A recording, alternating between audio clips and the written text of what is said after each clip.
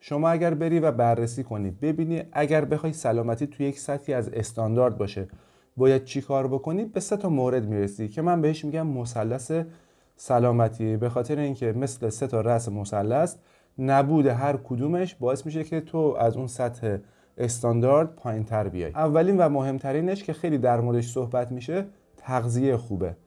دومی که خیلی در موردش صحبت نمیشه و کمتر بهش بها داده میشه فعالیت بدنی مناسب به اضافه فعالیت ورزشی مناسب با شرایط هر شخصه. و سومین مورد که اصلا در موردش صحبت نمیشه خواب و استراحت کافیه. جالبه بدونی که هر کدوم از اینها زیر مجموعه دارن. مثلا توی بحث فعالیت ورزشی برای اینکه ما بتونیم بالاترین سطح عملکرد رو داشته باشیم باید 3 مدل ورزش مختلف انجام بدیم که خب من بعداً توی یک ویدیو جدا در موردش کامل توضیح میدم. در مورد تغذیه هم همینه. اگر قراره که بدنمون توی یک سطح استانداردی از سلامت باشه باید یک تناسب درستی از مقدار درشت مغذی ها، در واقع 3 مدل درشت مغذی به بدنمون برسونیم که من قبلا توی یک ویدیو جدا در موردش توضیح داده بودم که توی این شرایط انرژی مناسب برای فعالیت‌های روزمره بدن تامین میشه. ولی در مورد خواب و استراحت که واقعا مهمه اما اصلا در موردش صحبت نمیشه. دلیلش هم میتونه به خاطر این باشه که برخلاف تغذیه و تمرین که حالت انتخابی داره، ما در مورد خواب نمیتونیم انتخاب کنیم که نخوابیم و خود بدن به صورت اتوماتیک اگر از یک حدی بگذره کل سیستم رو خاموش میکنه. خب ما تا اینجا فهمیدیم که این 3 مهمه، اما منی که هیچ کاری نکردم تا امروز و اهمیتی ندادم با کدوم یکی باید شروع کنم و به کدوم یکی اولویت بیشتری بدم؟ توی فضای مجازی و اطراف که نگاه کنی میبینی که معمولا این شکلی دسته‌بندی میکنن: تغذیه 70%، تمرین 20% و استراحت هم 10%. حالا ما میگیم که خب یه چیز اجباریه، اینو اصلا در نظر نمیگیریم. بعد میمونه تغذیه و تمرین. تغذیه رو میگن 70 تا 80%، تمرین هم میگن 20 تا 30%.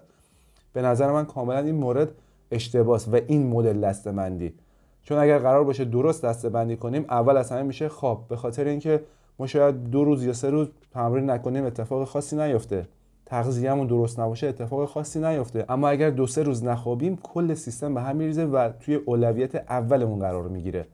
حالا ما میگیم چون این خواب حالت اجباری داره و خود سیستم کارش رو انجام میده در نظر نمیگیریم، اما بین تمرین و تغذیه کدومش مهمتره؟ خب بذار اول من یک موردی رو مشخص کنم. منظور من از تمرین و فعالیت بدنی مناسب، یعنی به اندازه کافی در روزه و فقط تمرین ورزشی نیست.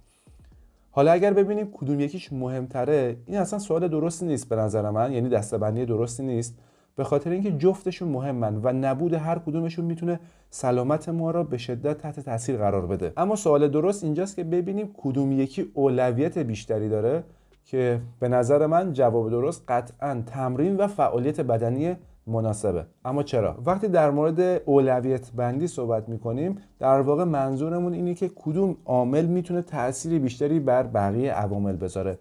خیلی ساده است. فرض کن شما شخصی هستی که تغذیه مناسبی داری اما هیچ فعالیت ورزشی و فعالیت بدنی نداری. بعد از یک مدت شاید تناسب وزن و قد مناسبی پیدا کنی، اما خیلی از ارگان‌های بیرونی مثل مفاصلت یا حتی ارگان‌های داخلی بدنت مثل قلب، کلیه، دستگاه گوارشت ممکنه به مشکل بخوره. حالا اگر شما مثلا تغذیه مناسب نداشته باشی، خواب مناسبی هم نداشته باشی، اما بیای فعالیت ورزشی رو اضافه کنی، به واسطه فعالیت ورزشی هم فعالیت داخلی ارگان‌های بدنت بهبود پیدا میکنه، هم عضلاتت و مفاصل بهتری داری و همین که باعث میشه تغذیت رو بتونی تنظیم کنی.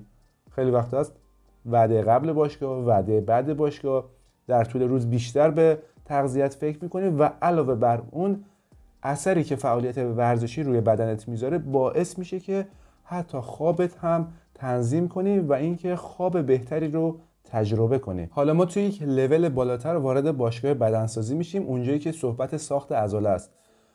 توی باشگاه بی‌نهایت روی تغذیه و استفاده از انواع مکمل‌های غذایی مانور داده میشه، اما چیزی که مهمه باز هم اینجا تمرین مناسبه.